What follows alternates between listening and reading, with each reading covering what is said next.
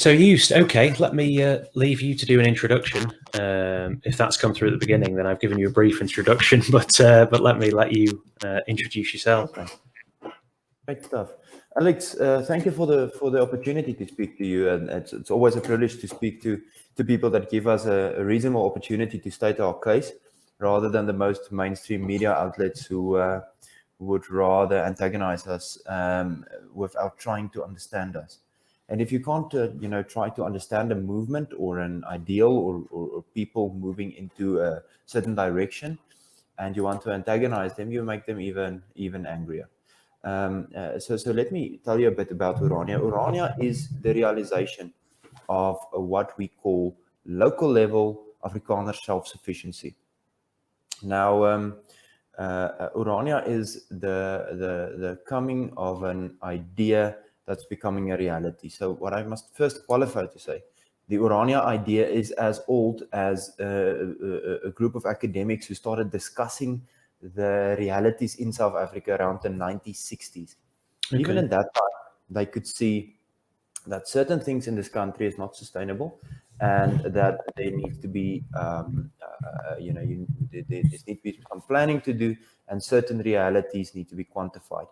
And what they did is they said Afrikaners, as a very small minority in South Africa, only have a chance of survival in the following circumstances. And those circumstances is, firstly, the minority that we are needs to concentrate on one place. So South Africa is a big country.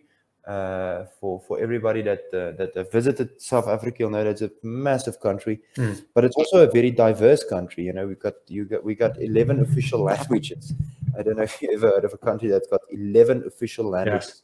Yes. And although Afrikaans is one of the bigger languages in South Africa, Afrikaners as a demographic is a very, very small minority. Minorities, Alex, doesn't seem to survive very well in certain circumstances. One of those circumstances is that we were previously empowered, politically and economically and militarily. We had the power in South Africa, and we lost that power, and now we are a small and easily identifiable minority, which does not. That is a recipe for disaster, as you can imagine. And we are not in a position where we can make decisions for ourselves, not even on local level, because we are being forced by the majority in this country to integrate into certain aspects, and obviously we don't hold any power anymore politically or otherwise. So what is this Orania solution? An Orania solution that led to the founding and the structuralization of the community as we know it today came from a set of ideas. As I said, firstly, in order to survive, for any culture to survive, there is a very important starting point, and that is that you must dominate a certain area. So instead of trying to, rule over the entire country and stuff like that, it's not something that we want to do anymore. We just want to be free into to being able to look over ourselves and decide over ourselves. So the first thing is be a majority inside a certain area. That's very important. Second thing is build your own institutions if the state is not friendly or not able to look after you anymore. So in South Africa, we have a situation. You can see a lot of this in the international media as well. A lot of state institutions are failing miserably. South African Airways, the national energy supplier, Eskom, is in a horrible mess, and many others as well. And on the other hand, we have an antagonistic state, a state that doesn't, that marginalize Afrikaners, that on the basis of race, pick certain people for certain university courses, that pushes us out of the economy with things like Black economic empowerment, and so on and so on. So the second part in the recipe for success is build your own institutions, from churches to schools, to training institutions, to social care. Everything that you want for your own people and your own culture, you have to build yourself. That's the second thing. First one is concentration in your own piece of land. The second one is build your own institutions. The third one, and that's a tough one for us Afrikaners sometimes to realize. I don't know what the situation in Europe is, but if I'm looking at the stream of refugees that's flowing into Europe, I think it's going to be a problem in Europe as well. And that is this question of not doing your own work. So everybody over the past few hundred years abolished slavery. Most countries, most civilized countries abolished slavery. But we only switched to a system where we use people for cheap labor. Even in South Africa, we did it.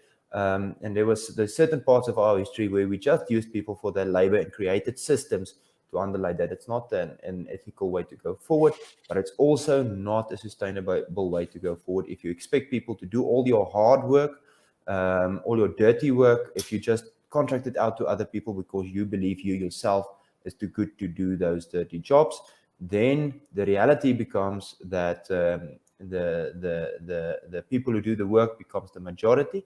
And if you made that move to use people of certain races just to do your dirty work, they normally become the dominant culture because they are simply more than you, and you lose a demographic reality. So that's the three founding principles of Orania. Have your own piece of land where you concentrate demographically, build your own institutions, and do your own work. It's immensely important. Yes, fantastic. Thank you for that. That's a very detailed introduction. I mean, I had a number of questions I wanted to ask you here, but one of the later ones was regarding this labour issue. You know, a lot of people in this country will not be familiar with this concept of using, you know, a specific demographic of people purely as labour. Although we have a problem with mass migration, you know, if you look at people, let's say the menial jobs, labourers, you know, bin men, you know, the kind of low paid service jobs, many of them are still white English people. So, you know, it's not something that, you know, I know in South Africa, for instance, it's very common for people to, middle class people, correct me if I'm wrong about this, but even middle class people will have some kind of, you know, landscapers who are black, you know, maybe even help around the house, and to have an Afrikaner, you know, servant or a labourer around the house would be a very, very bizarre thing, wouldn't it? Is that correct? That is indeed correct. So we connected two aspects to this thing, Alex. The one is that demographic reality of saying that if you contract everything that you as an individual or as a culture don't want to do, if you contract everything that you don't like to do to people that is of a different culture, they're simply going to dominate you demographically. But also, there's something else which I personally believe in. This is this idea of contracting your entire life out to other people. That is not only a cultural issue or an ethical issue. That is also an issue where you contract your life out in terms of you contract your entertainment out to entertainment companies. You contract your health. You don't care how you live in terms of healthy life. You just contract everything else to the pharmaceutical industry. You contract your the schooling of your children to people that you don't even know, and that is where you lose community. So it's another thing we differentiate between doing your own work. We've got a nice catchy word for that in Afrikaans, and the other part of the same coin is empowering other Afrikaners. So when there's certain jobs that you yourself cannot do, we encourage people, you know, to clean your own house and do your own menial labor and so on. But there's certain things that not everybody can do, like constructing a house or whatever. If you then use someone else's labor, if you contract them, use someone of your own culture, use another Afrikaner to work on your motor vehicle or build your house or whatever that might be. Yes. So that's the two sides of the same coin, which looks at the aspects of the ethics of just using people on a racial basis for labor on the one hand. The second thing is demographic realities that you create by contracting out your labor and the opportunity that you take away from your own people. 100%. I think, you know, I think that's a completely, it's as poignant, but it's a separate issue, isn't it, in the West? I think this kind of, you know, outsourced service culture that we have has ultimately led to the kind of atomization and the breakdown of communities. I think that's exactly right. You know, if you're going to resort to maintaining your culture, then you want your community to be in the best possible health, and building a community requires keeping services and that self-sufficiency that you talk about. I can completely agree with that. One thing I noticed is, I know you mentioned culture a lot. Obviously, Afrikaner is a ethnicity in itself, and an ethnicity with a long historical background. Is ethnicity within Irania as important as the cultural values people hold, or can anyone of any ethnicity are they looked upon that they can be assimilated into Irania and the culture that exists within it?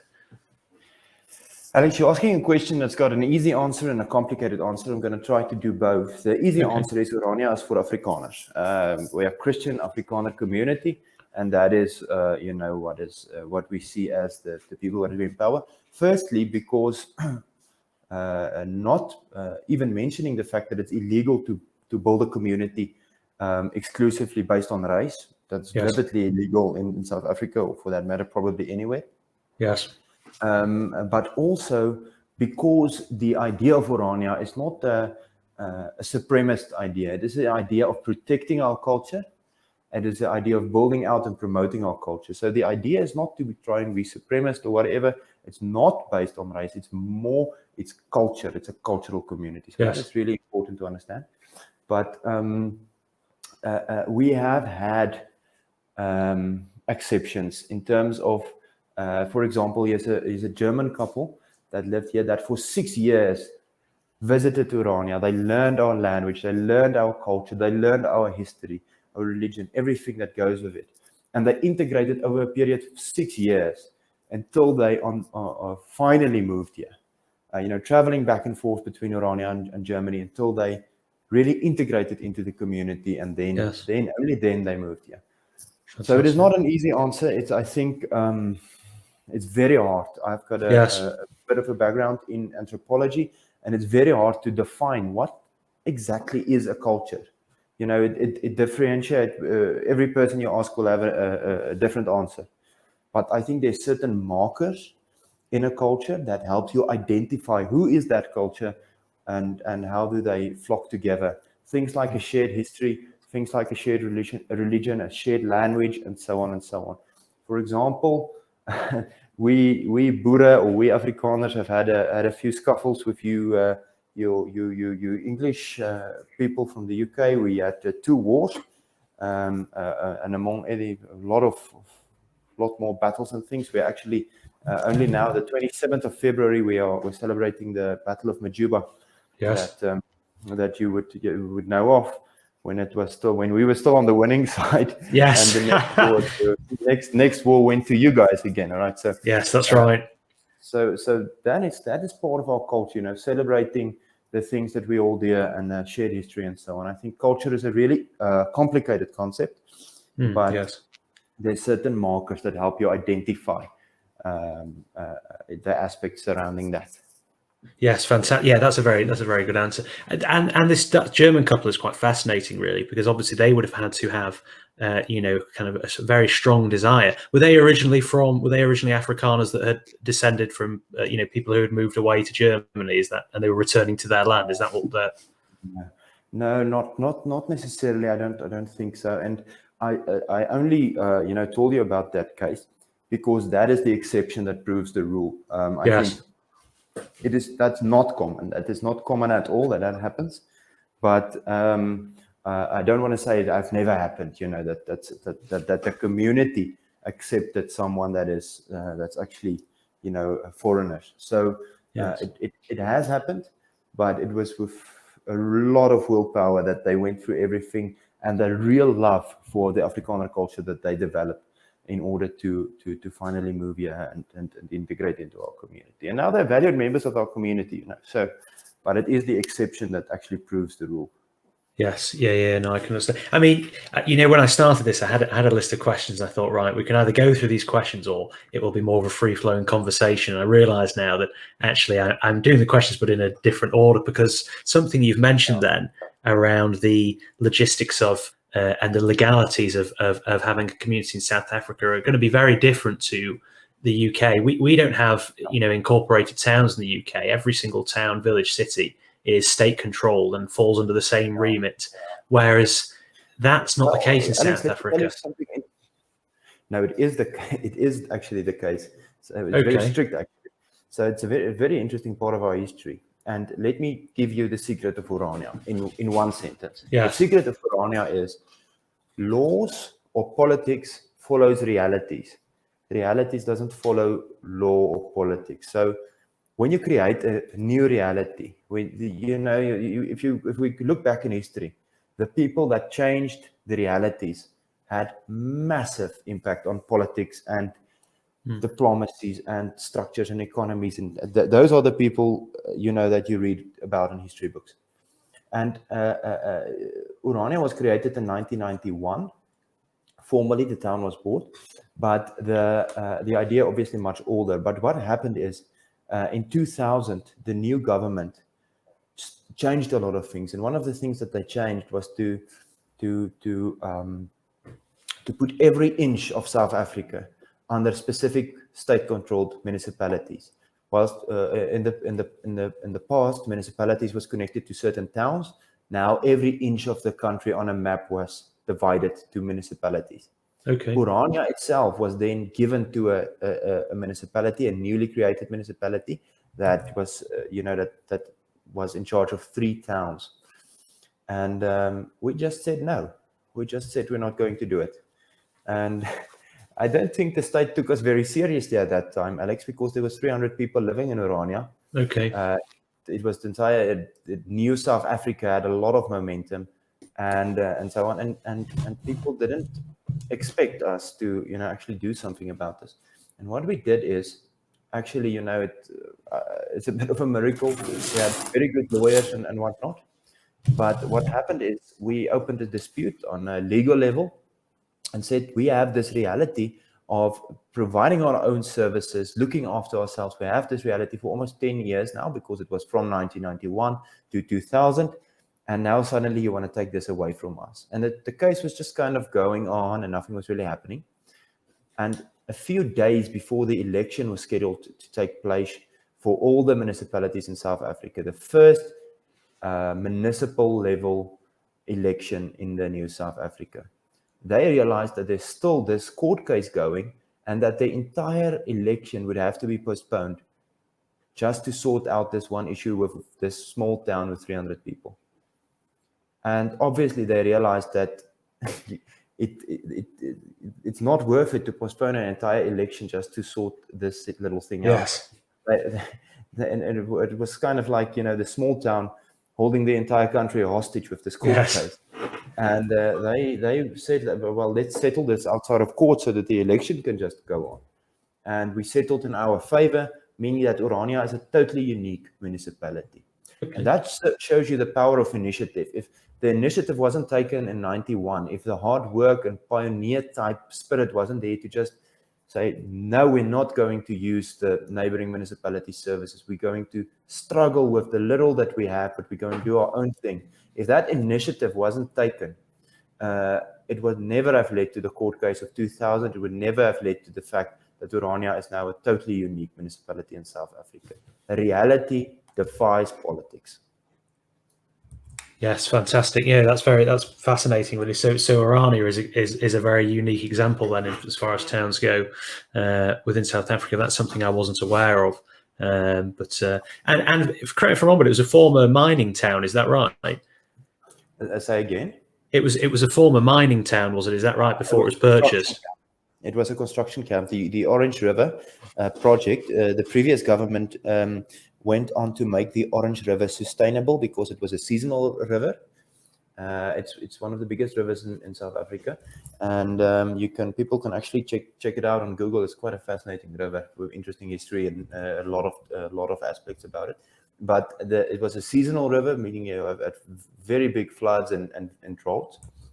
And the previous government built multiple dams in order to make it a sustainable river. And when they did that, obviously a lot of agricultural development could suddenly take place here in the very arid Karoo.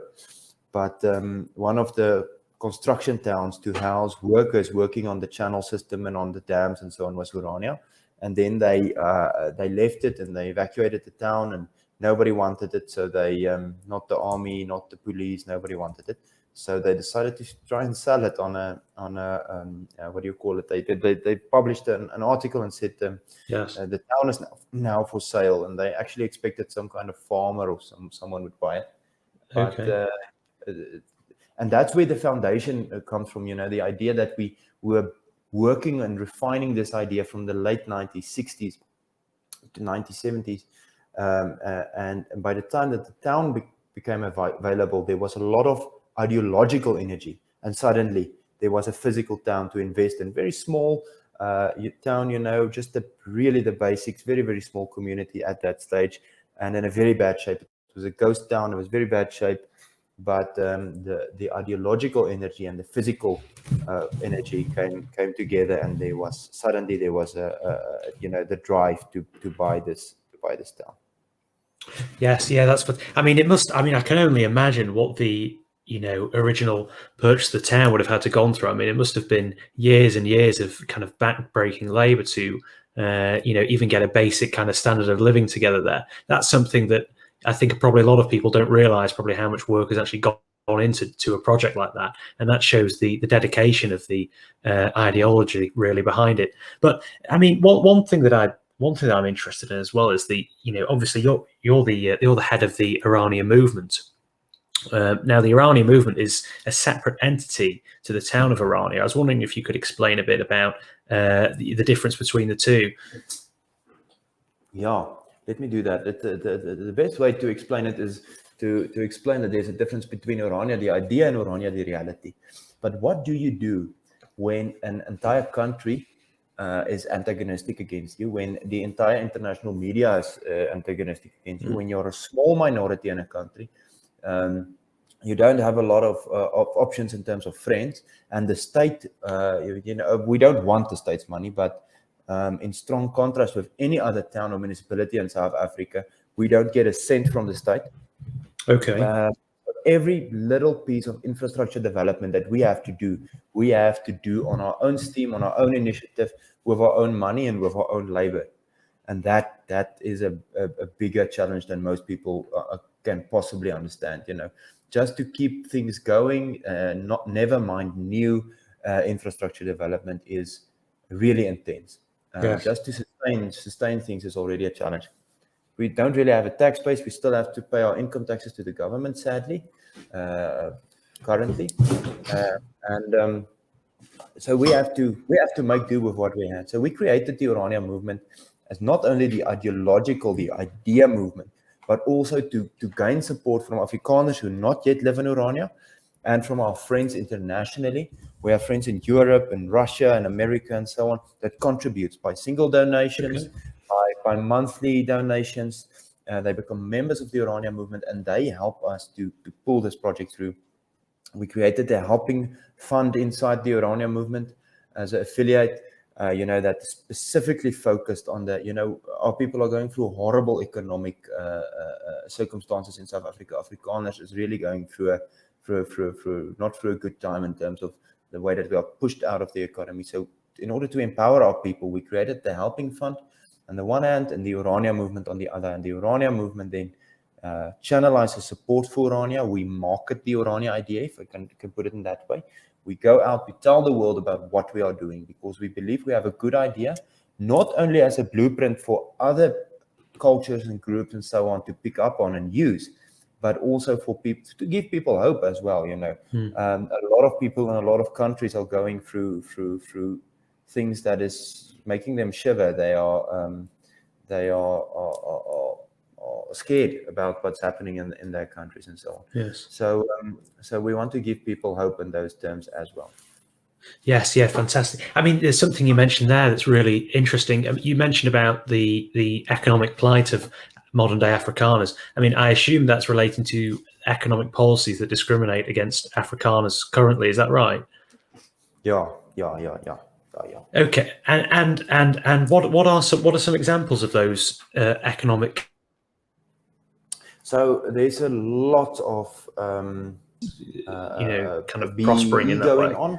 Every business in South Africa has to comply with BEE standards. BEE is Black Economic Empowerment, meaning that if you own business assets, at some point when your revenue is high enough, you have to get a black partner in your business.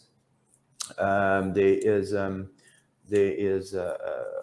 lot of actions is going on in order to force some kind of equity or equality on businesses and so on, in order to make to in some way, some bizarre, unrealistic way, make the sins of the past okay or all right. And I think a lot of people in Europe is experiencing that as well. It's not only in Africa, but there's bizarre policies based on race. For example, let me give you a good and very relevant example. During the COVID lockdowns that we had, a lot of small businesses didn't survive, obviously, because the state forced the lockdowns on everyone and some businesses couldn't function and so on.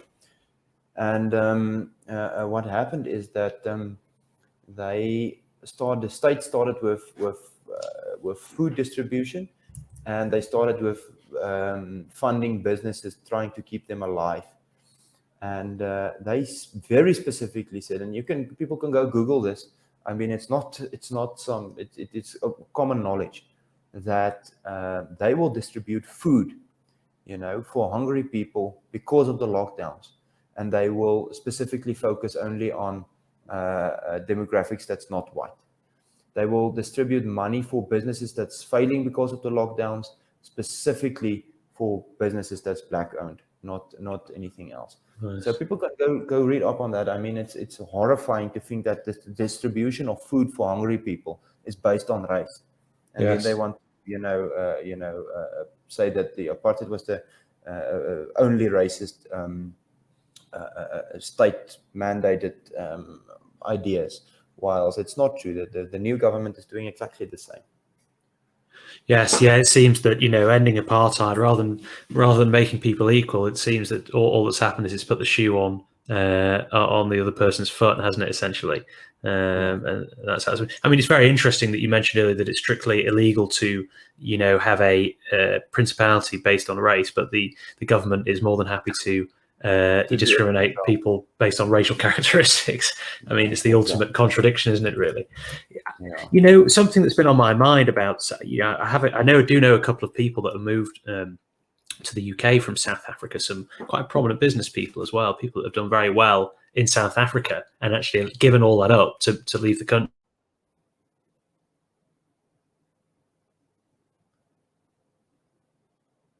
They were always very, very sketchy. Oh, sorry, can you still hear me? I lost you for a second there. I'm back now, am I? Moving to the UK, yeah.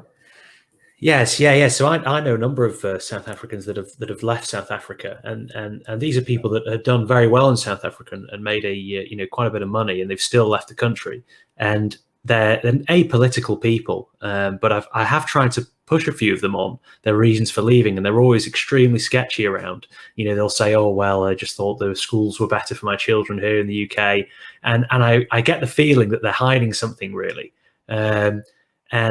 Linked into that is someone I know who visited Durban, which is, I believe, the coastal region of South Africa, isn't it? And one shocking thing they mentioned to me is that they walked through, a normal street. It wasn't a particularly dangerous neighborhood. Every single house has some kind of advanced security system on it. Every house has bars on the windows and a security company's plaque on the front of the house, and it's something that we're just so unused to here in the UK. Most people here don't even have an alarm in the house; they just have a lock on the door, and that's it. Is there a fear within Afrikaners that they're not really expressing, that live in these dense populated areas? Alex, I struggle to put into words what Afrikaners are going through currently. A lot of South Africans actually, but Afrikaners with a bit more punch to it because of all this racial discrimination that we're facing as well. But I don't think people can understand the situation in South Africa in terms of how extremely violent crime is. I mean, everybody knows at least one person, but most of the cases multiple, that went through farm attacks. People can go read up on farm attacks in South Africa. It's brutal. It's extremely violent, and so on. But I mean, I barely know anybody that hasn't been through some kind of crime. I mean, everybody in South Africa has either lost like a vehicle or a handbag, or have been kidnapped, or were kept with armed robbers attacked them. Yes. Or so the extreme resilience that you have to build up to just survive in this country is something on its own. While there are still political pressure as well. And I think that's what makes Orania so unique, because in this crazy country with this ultra violent crime and crazy political things that's happening, and constitutional crisis now with the previous president of South Africa just who's guilty of state capture, among other things. Now he just won't appear in court, and he just say he won't go. It's a bit of a constitutional crisis that we're facing at this stage, because the law only is relevant only to certain people. And all this chaos, Orania is prevailing. And I think that's one of the things that makes me so proud of this community. It's solution-based.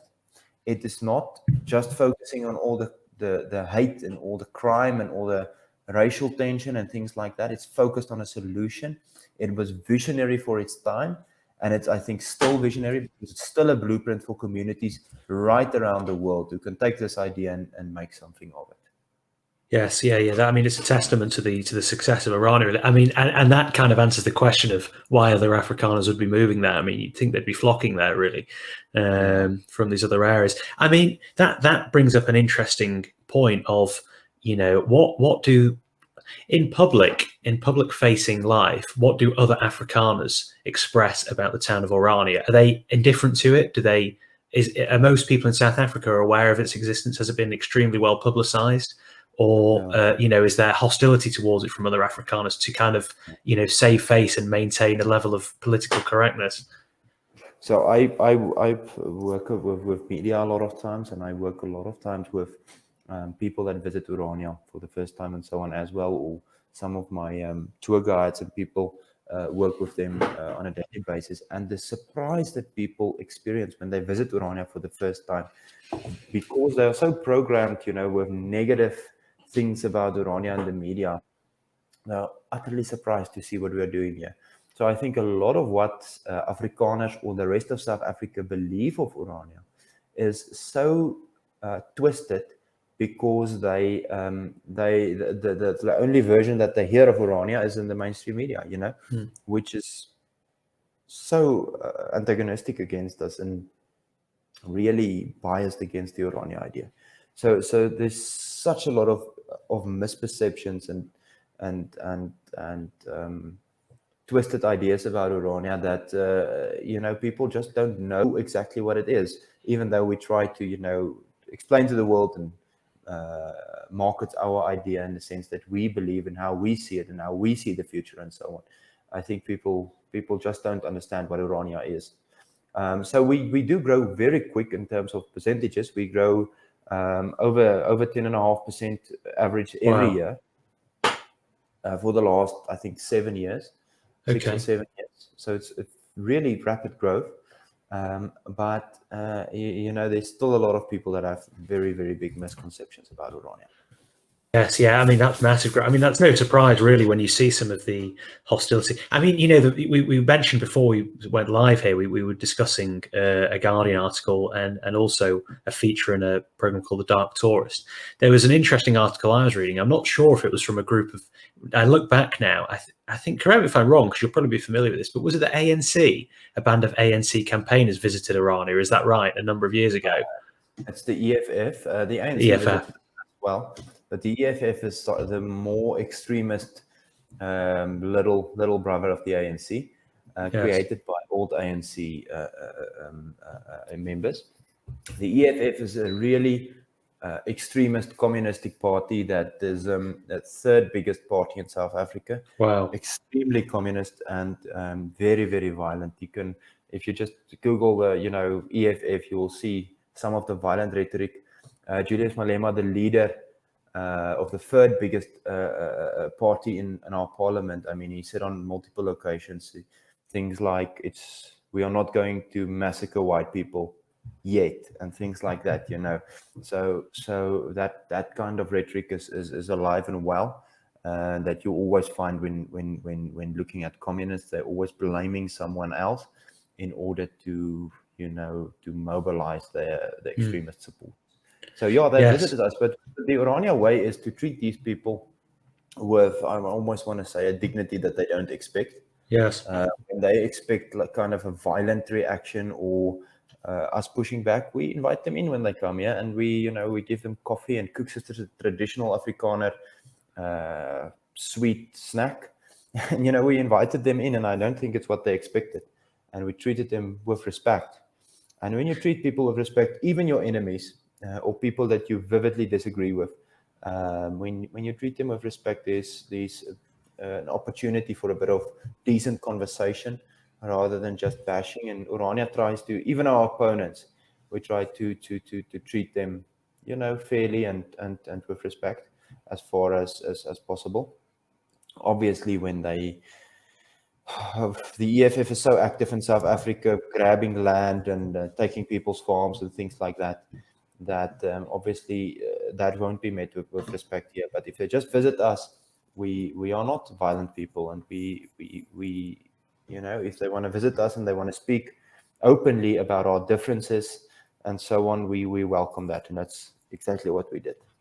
Yes, yeah, that's interesting because I read the Rhodes publication around it, and they were, here's the interesting thing for me is that you expect that they kind of have all the power, these people in current South Africa. They have the government's weight behind them to some extent, and the weight of the population behind them. But you expect that they kind of know that it's all a bit of a ruse, and they're getting this power over the Afrikaner minority, and that they're kind of holding them where they would like them, but they know really that there's no, truth behind this evil Afrikaner minority dominating everything. But when you read that article, you realize that they were so shocked to not see any, to see that Afrikaners were doing their own labor, doing their own gardens, working in the restaurants and the hotels. They actually believe this stuff. The propaganda they put out, that I think they actually probably buy into it, because it's expressed in this article. They could not believe this town, essentially. That they were so welcoming. They thought they would arrive and be murdered on sight, is what you get the impression of, which is just crazy to think about. But that brings me on to something else, really, because there's other press that is much bigger than that. One of them, this is the one I really wanted to quash the myth of, because it's just so it's just such a lie. The way this Netflix show, The Dark Tourist, portrayed the town. It's almost out and out lying about the town. They've manipulated the footage and the interviews they've held in such a way to get their. They clearly had a agenda before they even came to the town. That's rather obvious, isn't it? Really, they could have been treated in any way possible, and that documentary would have come out in exactly the same way. I wonder if you could talk a bit about your experience with, how they got in touch with you, how they organised it. Did they tell you what they were going to be, filming and broadcasting in advance? How did everything work out there? Yeah, let me tell you this. We have so many journalists come here. There was 2020 was a bit more quiet because of the COVID regulations and travel restrictions. But in 2019, it happened twice that in a week's time, I had 5 teams of international journalists. In a week's time, 5 different sets of journalists. And that is really quite something, Yes. The amount of media attention that we got, and so on. But every time they lie and they say they just want to come here and check out Afrikaner culture and see why we're doing what we're doing, give us a fair chance to represent ourselves and so on. I mean, and every time it's the same old thing about an apartheid town, white supremacy, the last stand of white supremacy, and all such dramatic nonsense that is absolutely untrue, without actually addressing the fact that Orania, in stark contrast with a lot of other communities in South Africa, do our own labor, which is in the first place inherently different than what the apartheid government was. There was systems created in terms of labor. So it is one of the only communities that actually follows those guidelines. But they will never acknowledge that. So the misrepresentation that we experience in the media, it's really it's also tiring, to just face these guys over and over again, and every time they give this faded old lies about Orania being a super racist, white supremacist movement, things like that. It's almost too much to bear. But I just take them in every time because I still believe that Irania do have a story to tell. We do have a blueprint for other communities to get all excited about. We do have an ethical and a good plan that can work for us and for other people. Like the Xhosa community, Miameni, Xhosa is a black culture in South Africa. We're working with a traditional Xhosa community where they are fed up with the government as well as a black community, and they asked us to help them with being more self-sufficient, being more independent, and so on. We're working with them, disproving a lot of the things that people, assume about us. And we told these guys, we are not going to share our resources. We have very little resources.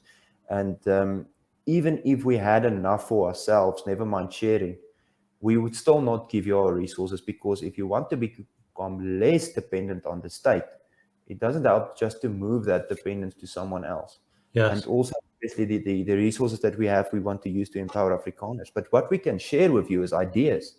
We can share ideas, and we can share the creation of structures that we figured out here in South Africa, in Orania, that could work for the rest of South Africa.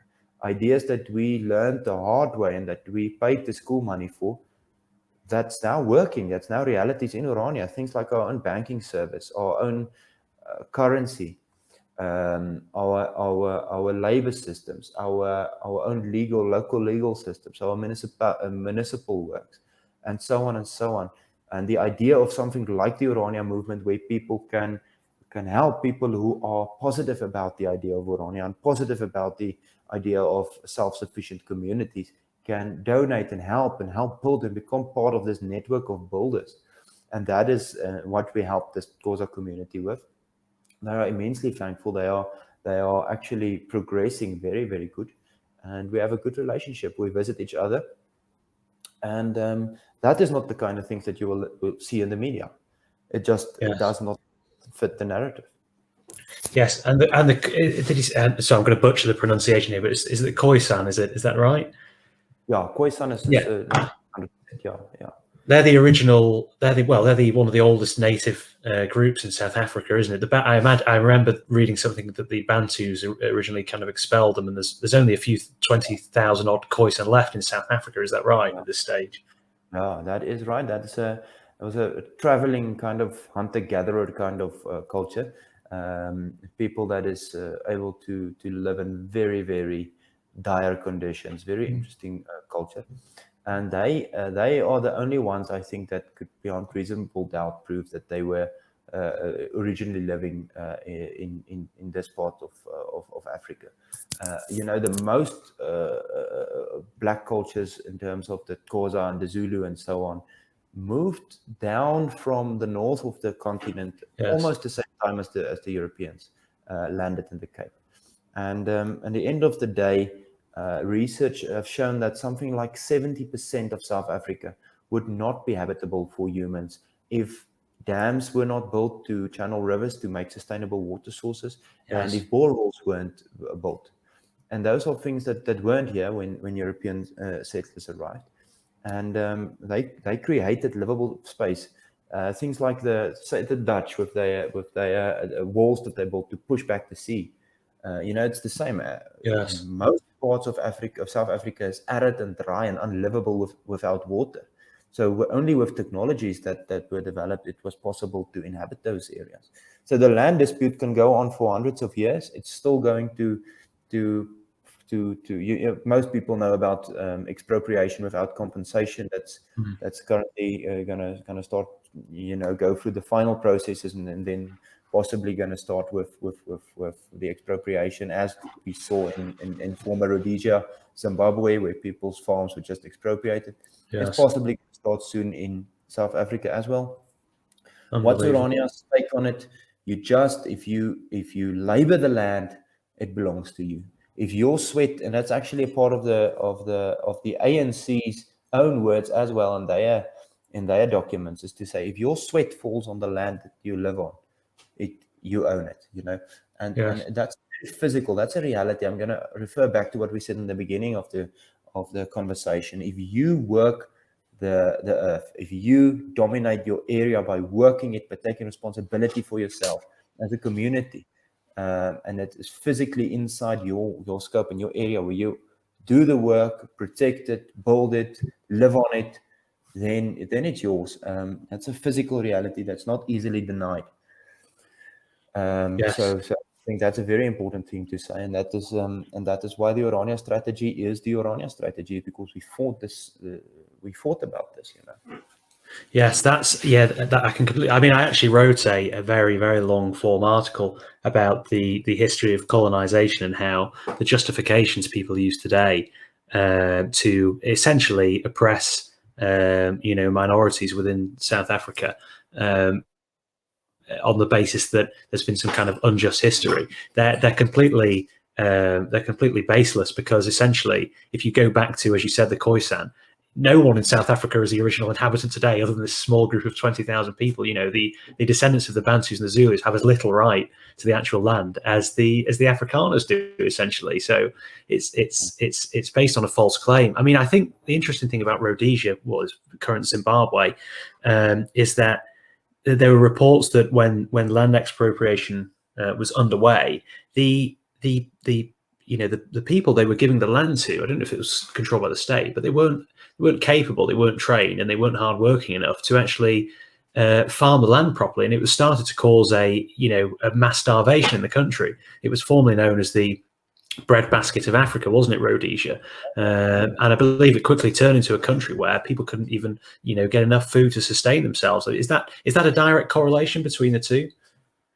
Yeah, I think the thing that we're seeing here, and it comes back to colonization. If people want to take that original sin kind of argument, because whatever, if it's colonization or apartheid or whatever, some kind of original sin, that must be justified. The entire civilized world as we know it will be ripped apart. And people say, but the entire American continent needs to be given back to the Native Americans. And Yes. which tribe then, because there was wars and stuff, conquest from different tribes. I mean, Europe went through a lot of things, from Roman conquest and all the local tribes and everybody, and the world wars and everything.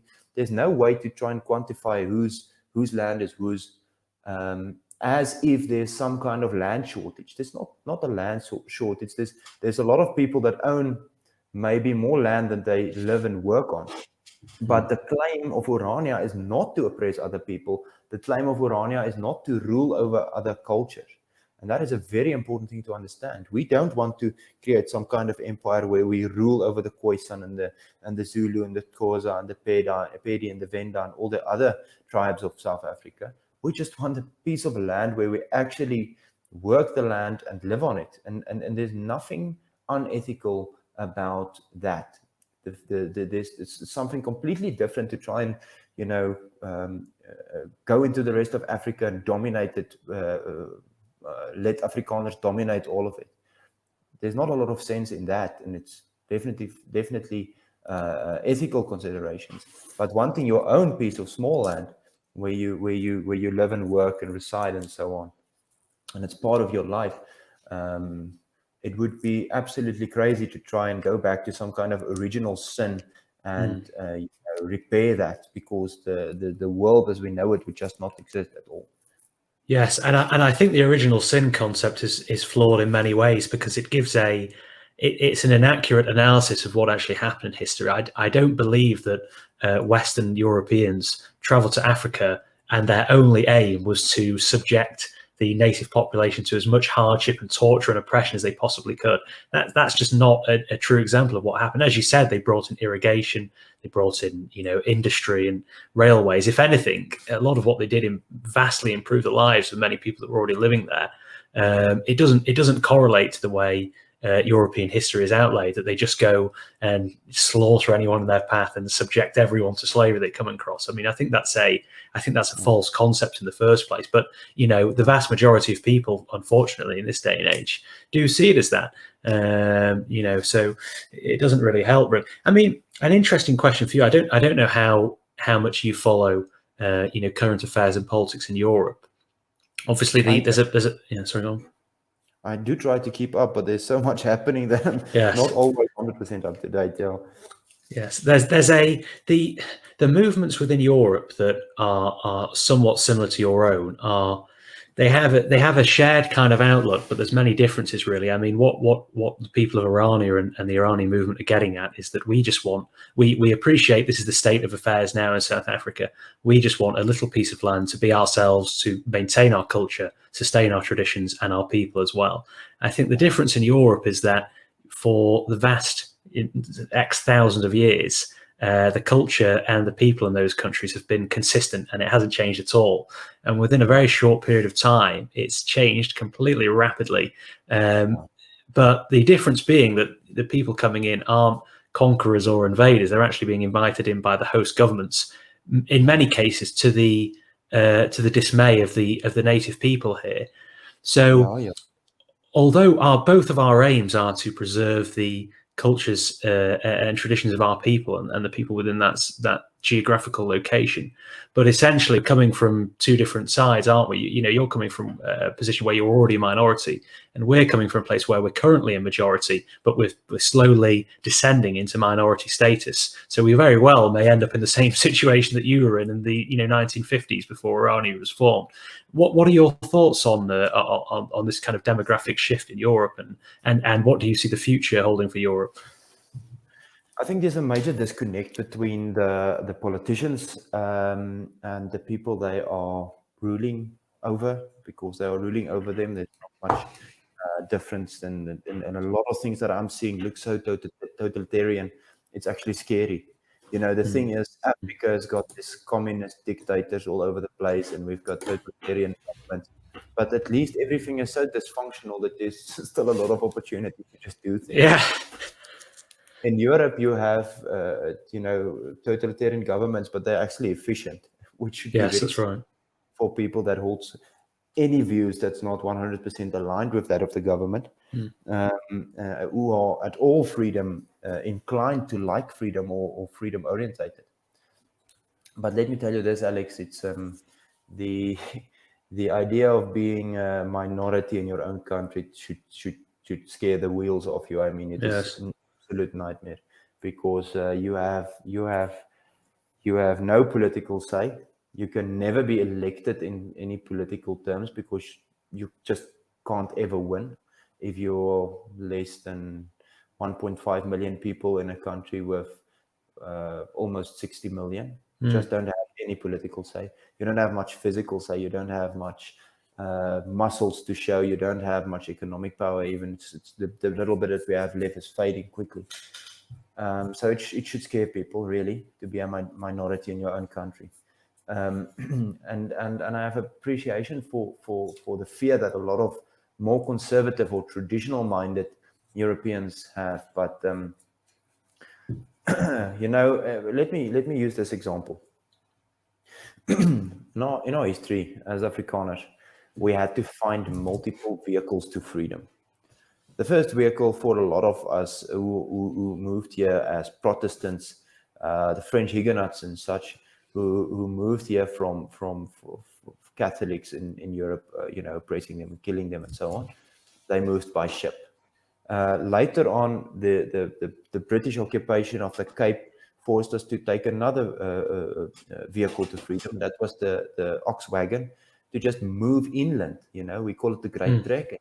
We moved out of British rule and just started doing our own thing. And I think the British Empire was very good in suppressing rebellions and stuff. They had a lot of those military-wise, but they didn't expect these people moving out of their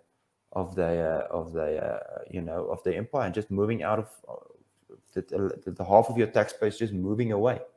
And the third vehicle to freedom that we had to use was after the Anglo-Boer War, where we were again under British rule, and we had to organize politically and vote ourselves free until we could have the referendum and leave the Commonwealth. And then we lost our freedom again as Afrikaners in 1994. And now we have to find a new vehicle to freedom. You can't use the same ones over and over again. This time, our vehicle to freedom, I like to think that our vehicle to freedom is the Orania movement, doing it by concentrating on one place, own institutions, own labor, and get that international recognition and things like that. But people, I think European people should actually realize how desperate the situation is going to be. I don't think it's all that desperate yet. I don't know. The people living there should know much better than me. But I think people must close their eyes for a second and just, visualize what it's like to be a minority in your own country, and the desperation that goes with that, the absolute power that's held over you. And if you do that, you must start thinking, what are your vehicles to freedom? If the politicians is not acting in your best interest, why are they not acting in your best interest? If everyone is pushing you out of every part of public life, disregarding your opinion on multiple levels, whether it be Brexit or whether it be whatever, the conservative movements in Europe, why are they doing this? And how are you going to become less dependent on them and more dependent on yourself? Because that, in the end, is going to be your vehicle to freedom, or the reclaiming of your cultural institutions. Yes, I agree with that. I mean, it's easy to be pessimistic here in this country, as you said. It's a very torturous time for people with my opinions. We don't have any law protecting freedom of speech here. Essentially, hate speech is already in the law, and hate speech is whatever the government dictates it is. And there's many examples where people have gone to prison for a number of years for essentially saying something, for speaking their mind. And there's kind of two modes of thought in this nationalist movement currently. One of them is that we can get into political power using the existing system and turn the tide on the demographic shift somehow. And personally, I mean, I hate to say it, but I'm slightly more pessimistic. I think the reality will be is that we will kind of fade into becoming a minority.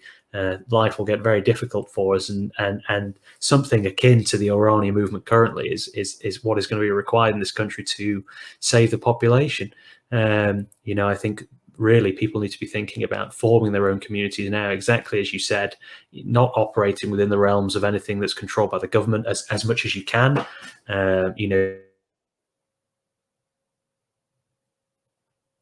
And just kind of living in an autonomous life as much as possible.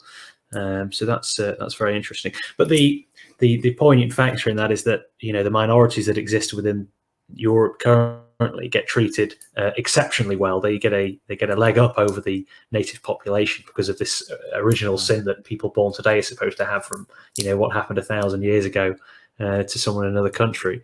But I'm fairly confident that the way we treat minorities currently is not the way we would be treated if we were a minority, because that narrative is established, isn't it? No, I think that's it's actually it's a very, very worrisome situation. And I think as you said, there's a certain narrative created that certain people are the oppressed and certain people are the oppressors, and no matter how it plays out in terms of current laws and current demographic and sociological shifts and things like that, that's totally disregarded. And only one narrative of history is still in any way acknowledged, and makes it very hard. We're not disputing facts, and we're owning up to the things that we did wrong. I think other cultures also did some things wrong. Nobody is it's naive to think some people are just completely innocent, or some groups are just completely innocent. Yes. It's naive to think that. We ourselves, we own up to our mistakes. We try to own up to our mistakes and say things like the labor issue, for example, is an important way to say that we are not only going to empower ourselves and take responsibility for ourselves and be less dependent, we're also saying we're not going to misuse other people. And I think that is one of the ways that you try and create a new narrative, because the people in power in Europe decides the narratives. The people in power in the USA, they decide the narratives. They just force it. And things are pushed in the media. I mean, if journalists are so willing to lie about Orania, how much other things are they just completely disregarding facts? And I mean, I've experienced it firsthand here in Orania in terms of things that's not, as I said in the beginning, it's not only just a biased opinion, putting it from this side or that side. It's they fabricate evidence of things that never happened. And that Guardian UK article spoke about black people being chased out of this town with dogs, pistol whipping. It's absolute nonsense. Yeah. Something like that never happened. It's absolutely untrue. It would be a massive racial incident in South Africa, and Orania would be under immense political pressure. Not even mentioning the fact that we won't do something like that. So it's absolutely fabricated, and I think when narratives like that is going around, it's very hard to push back against it, and the only way is to create a new narrative. The labor thing of Orania, people can't deny it. No matter how much they try to hide it, they can't deny it, and we just push this narrative. We're doing the ethical thing, we're doing the right thing, and it's hard fighting against that, against ethical behavior. Yes, no, I'm in complete agreement with that. Yeah, it's a very interesting point around the narrative is what the media is. I think anyone listening to this who in the UK, we know what the Guardian is, and we know we know how they play their hand and the kind of publications they come up with. So it's known as a very, very left wing, socialist, borderline Marxist press, essentially, and it's got a very low readership except for this one community. One thing I was thinking, that you might not know the statistics on this, but a major problem we have in Europe is the birth rate of native Europeans is declining massively. We're actually below replacement rates in Britain. I think the average couple have about 1.7 children. So it's not actually enough to replace it to them. So we're actually a declining population at the moment. Are you aware of the situation with Afrikaners? Is that birth rate at a replacement level, or is that something you don't know? I don't know what it currently is. I know that it was very low several years ago, and that it's actually turning now. Interestingly enough, they're starting to more and more. I think the margin that they used to measure was Afrikaans speaking children, which is not necessarily Afrikaners, but I think it is actually turning again. But still, I mean, we're such a small minority, with such a small minority in this country. We're never going to be a majority again.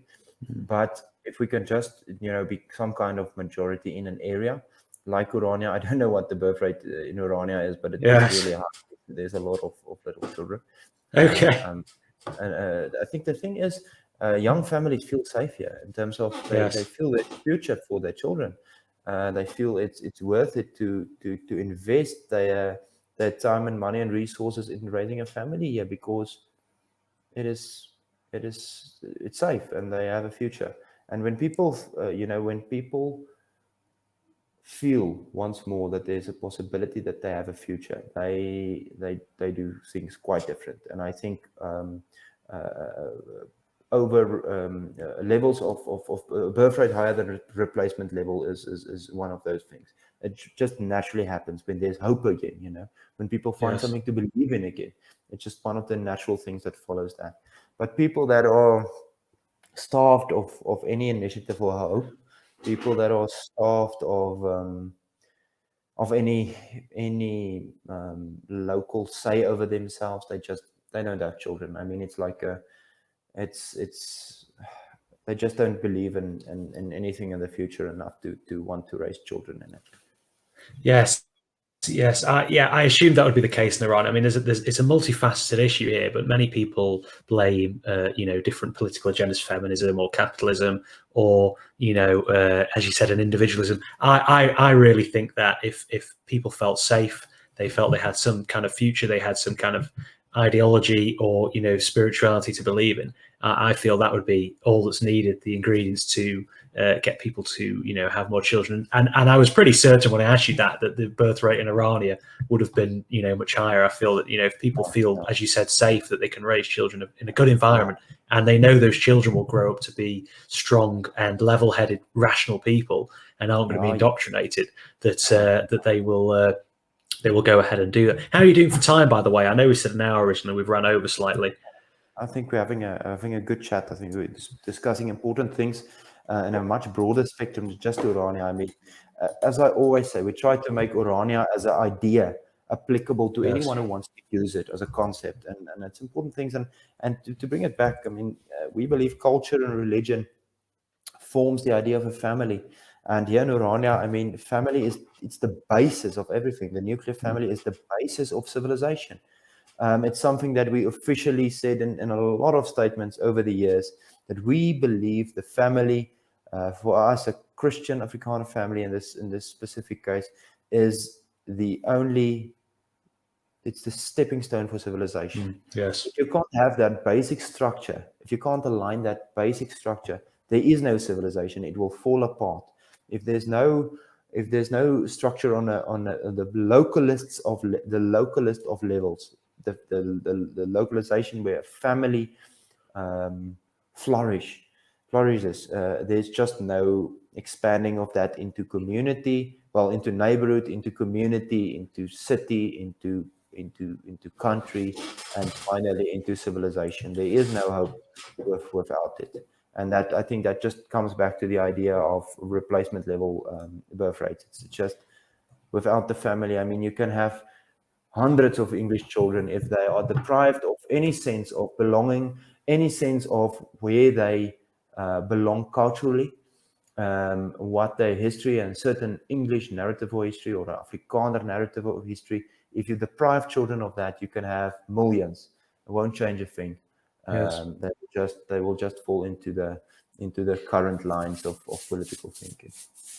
Yes, no, I agree. That I think it highlights something else, that obviously the Afrikaner culture is somewhat a descendant of European cultures, albeit a long time ago. The culture today still mirrors traditional European culture to an extent, as you said, the nuclear family, Christianity, and the interesting thing is that many other cultures in the world don't share those values. The traditional family doesn't exist. The nuclear family certainly doesn't exist in many African cultures and many Eastern and Far Eastern cultures. So, how can you have this project that is essentially a country where you've got, 2 or 3 completely opposed cultures and ethnic descendants, with one state supposed to be pushing one culture on the entire population? It's just a recipe for disaster, essentially, isn't it? You're not going to have anyone who's happy, and I think that's where the future of Orania lies. One question I had for you, I will wind things down. I don't want to take up too much of your time today. You've been very good to come on. What do you foresee as the future of South Africa, and how do you think that future will affect Irania as a town, and what Irania could be in the future in terms of its growth? I think the natural inclination of development in South Africa is going to be splinterization, fracturization of the country into a million little pieces. As you know, in South Africa, I don't know if you guys actually know this in the UK and in Europe, we, apart from all the murders and violence and antagonistic politics, we have something that we call load shedding. Okay. Load shedding is the national supplier of electricity, which is a state institution, Eskom, is unable to produce enough electricity for the entire country most of the time. So what they do is they have a schedule, load shedding schedule, where they turn off certain part of the country's power for certain stages, so that there's only enough users for the amount that they produce. And this has been going on for more than 10 years now.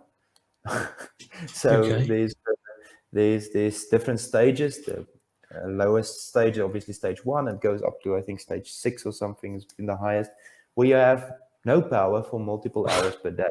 Wow. And it's very hard to imagine the situation Yes. if you haven't experienced it. But I mean, it also pushes local independence in terms of electricity. And the municipalities of the state can't. I mean, one of the towns in the province that we have Orania in now have water flowing in the streets, but there's no water in the taps for like 2 weeks. Wow. It's a major city, you know, and things like that just pushes this narrative of being less dependent on central government and more dependent on yourself. I think it's actually to our advantage. It pushes us to survive. It pushes us to adapt and improvise and overcome. And I think that's going to have the effect of politically and physically splintering South Africa in a lot of pieces into communities that just take responsibility for their own safety, their own security, their own electricity, their own water, and their own local politics. And I think that might be the long-term thing that's going to happen in South Africa. I don't know exactly how it will play out. But while that is the case, the central government pushing more and more for communist things to happen, like expropriation, like nationalization of our reserve bank, nationalization of our mines, nationalization of a lot of other things, that massive amounts of corruption. While that is happening, I think that's also only going to push people to say, but we want to be independent.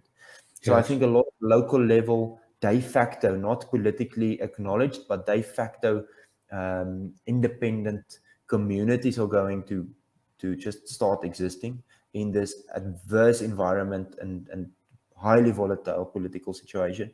I think a lot of communities are going to follow suit about the Orania idea, maybe not based on something like culture, but just based on survival, because they are only starting now and they don't have the time to build like we did for the last 30 years. I think that is definitely the case. The more the government push all these communist tendencies, the more they fail to deliver services. The national airline, the energy supplier, all these things falling apart. I think the more this happens, the more we're going to splinter into pieces. And I think it's a good thing because it gives people the opportunity to take responsibility for themselves. Obviously, it invites a lot of predatory behavior from other people as well that wants to capitalize on the idea that communities are vulnerable. And everyone will survive that in the way that they survive it, or they won't. I don't know. But establishing high trust communities where people are interdependent and work together towards a shared goal. In our case, that shared goal is cultural preservation, religious preservation, and survival. I think there's chance. I think there's hope. I think it's actually creating something beautiful. In all this chaos, there is hope, and that hope is, I mean, for us, it is in our creator and in each other and cultural norms. Yes, yeah, that's fascinating. I think a key difference between Europeans, I think, do tend to lean towards more socialist ways of living. Maybe not communism, but definitely socialist because of the land that we live on. It's very arable. You can grow crops easily and farm livestock here. It creates a nation of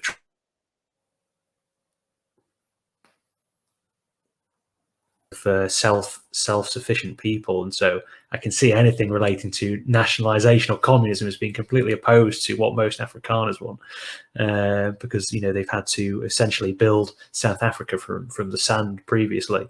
The other part of that is that one of the biggest travesties that I saw in the last 5 years, when we were hearing about these farm murders just a few years ago, even though the media here refused to report on them. No government in the West essentially classed South Africans as a refugee status, either that many were being, their entire families being murdered in the beds in their country because of their race, essentially. I thought that was such a tragedy, really, that they gave, refugee status to people that didn't deserve it really across the world. And here's a group of people who could really use some help from the Western governments, and they just essentially, Theresa May, I remember, famously went to South Africa and shook hands with the president and some of the less favorable parties as well, and didn't mention anything once or even discuss this issue. Yeah, no, it's shocking to say the very least. The international reaction, it's like they're trying to hide the realities. I mean, yes. We don't expect special treatment. To be very honest with you, I hope that in the wake of all these horrible happenings, Afrikaners realize that their only hope would be to follow the plan that we are suggesting. I really don't see something else. but at least the international world and the international community could condemn the way that we see government, not involvement, but government and government narrative that actually creates these farm murders. A skewed government narrative that actually help people go as far as murdering. The EFF and the ANC is both responsible for this kind of behavior. Violent rhetoric and so on. It gets people going. It gets voters, but it also makes people do terrible things in terms of the farm murders and the horrible violent crimes that's committed there. Because there's a rhetoric, there's a narrative created in those terms that makes it easy to do things like that. And that is worrisome. And we could at least expect that the international government, international community just condemn it. We don't even want refugee status. Some people will take. Most of us just want to stay here, and our forefathers went through a lot worse, and we are willing to face the challenges, but at least just realize there's something horrible going on here.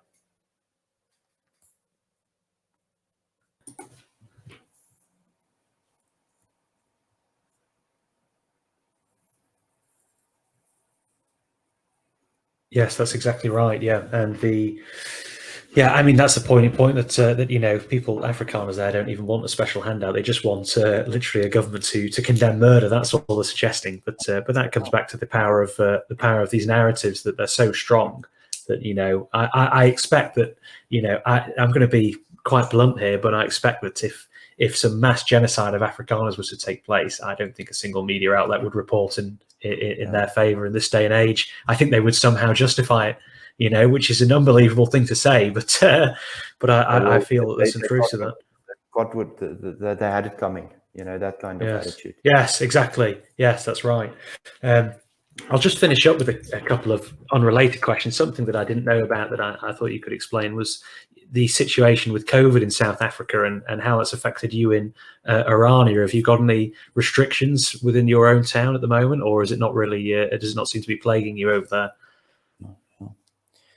I think the way that the government handled the lockdown in South Africa, the absolute power abuses that I can't even begin to explain. Yeah, I mean, it was illegal to sell hot meals for a while in South Africa because the government thought that hot meals will spread the virus faster or something. It was illegal to buy certain kinds of clothes. In order to get people to not go to as many shops, they only allowed certain clothes to be sold that they deemed relevant. It's the kind of things.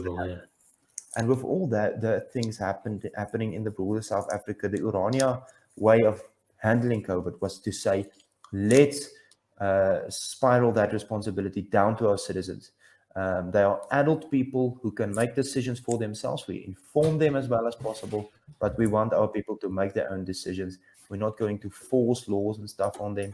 We're not going to abuse power over them. The people in Orania should decide for themselves and take the responsibility for the consequences themselves. I think we had a very, let's say, light approach to the COVID pandemic. We prepped medically as good as we can. We had the necessary expansions in medical infrastructure and so on.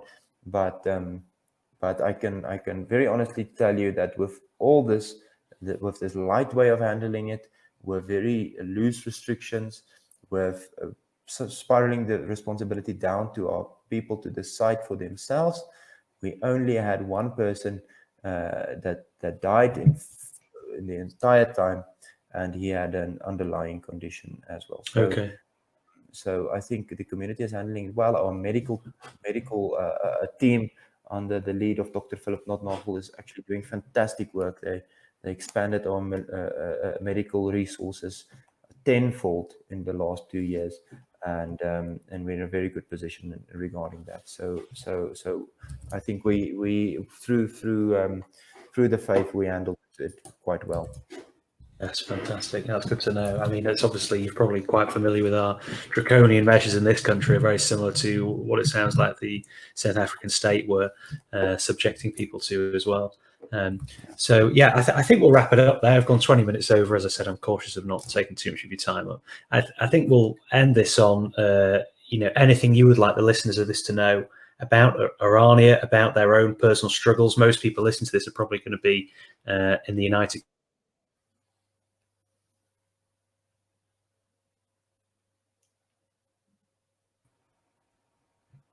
Alex? Yeah, hello. You still hear me? To there for a second. Alex, I would like to use this opportunity to say, in South Africa, we learned that in the most utter hopeless conditions, a small community that just takes the initiative and do something proactively, not illegally, but proactively in order to preserve yourself, can give people so much hope. It can give people so much hope that they just have something to cling to. And that's why the Orania idea is so much bigger than just this community. But I think the people of Europe have no idea how hopeless their situation is still going to become. I don't want to be a prophet of doom. Yeah. I just think, the tendencies that we see from here, and things that we see that we know so much about the way things are going, that we've seen here happening, and we felt so powerless to change when Afrikaners was just losing their grip on everything without having a contingency for a bit of local independence for Afrikaners themselves. You will go through hopeless times. I think we've gone through hopeless times. In South Africa still in utter hopelessness. But in all of that, inspire the change that you want to see. It sounds like so much of a cliche, but just take initiative. If you sit hopeless in a heap and you don't do anything, there you will die. There will your culture die with you, your family, your community. They will just die with you, either over a period of time or immediately, or however it might be. But if you take initiative and you just do something, you just start somewhere and you open momentum, there is a chance. No matter how the mega corporations condemn you, no matter how the journalist calls you the most evil thing to live, or the government is against you, everybody will probably be against you. But test yourself. In our case, we test ourselves in the ethics of our Christian faith. We're not oppressing anyone else. We're not hurting any other cultures. We leave people be, and we expect that people do the same for us. So test yourself objectively to that standard, but also don't let yourself be bullied by these people who never had your best intentions at mind. Yes, yeah, wise words, and I think that's spot on, really, with how people need to motivate themselves here. And in terms of tourists, what are the visitation restrictions to Irania? Can anyone come and visit and stay there? Are there hotels to stay in and places to sleep? People are welcome to check out the Orania Movement's webpage, orania.co.za, and the Orania Facebook page. There is a lot of ways that you can check in here and book accommodation. We do welcome international visitors of all cultures. Obviously, Afrikaners live here, and it's Afrikaner community to live, but we get a lot of tourists and journalists from international countries, friends of Orania. Yes. People can follow us on all the social media and check that out on Instagram, on Facebook, on YouTube, and whatever. Check us out there and look at the options if you want to visit Orania. But they are more than welcome.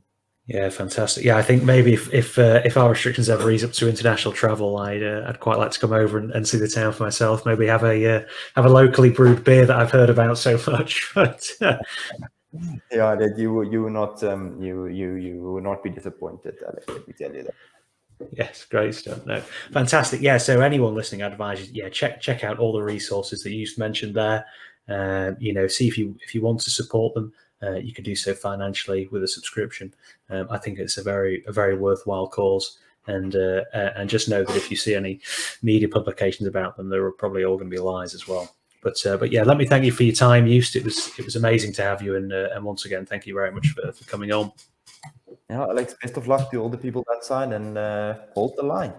You too, yes. And hopefully speak at some point in the future.